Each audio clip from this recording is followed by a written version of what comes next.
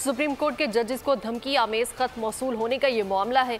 मुकदमा थाना CTD में R&I ब्रांच इंचार्ज की मुद्दत में दर्ज कर लिया गया है।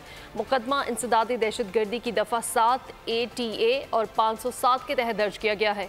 आम डाक मौसूल हुई, जबकि जस्टिस साहिबान के सेक्रेटरीज को डाक वसूल करवाई गई है। मजीद बात करेंगे deputy bureau chief Islamabad Ali शेर इस वक्त हमारे साथ मौजूद हैं।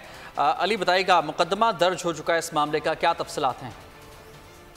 जी बिल्कुल, सुप्रीम कोर्ट ऑफ पाकिस्तान के chief justice of Pakistan mister justice Qazi Faez Isa और दीगर जो 3 जजेस हैं उनके बारे में जो FIR में 3 जजेस का जिक्र किया गया है, उसमें ये कहा गया है कि जो उनको खतूत मौसूल हुए थे उसमें आम डाक मौसूल हुई थी और उसमें मुख्तलिफ जो जिस तरह प्रोसेस होता है उसका बताया गया है। और खुर्रम शहजाद जो कि R&I के इंचार्ज हैं, ये वो सेक्शन होता है जो आगे जो डाक आती है उसको आगे डिस्पर्स करता है टू सेक्रेटरीज ऑफ जजेस।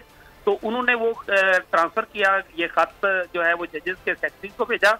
उन्होंने सेक्रेटरीज ने उनको जवाब भी बताया, खुर्रम शहजाद जो कि R&I के इंचार्ज हैं उनको बताया कि इनमें से कोई पोर्टरनुमा चीज जो है वो मौजूद है और उसमें एक खतरात वाली या खतरे वाली एक निशान जो है वो भी मौजूद है।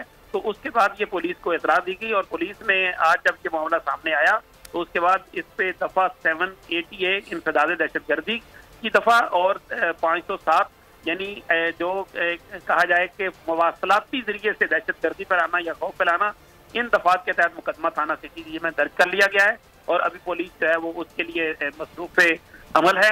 बताया यह जा रहा है कि इसके नमूने जो है वो फोरेंसिक के लिए भेजे जाएंगे और उसके बाद बाकी कार्रवाई जो है उसकी रोशनी में की जाएगी। जी ठीक है, बहुत शुक्रिया आपका तफसीलात के लिए अली शेर।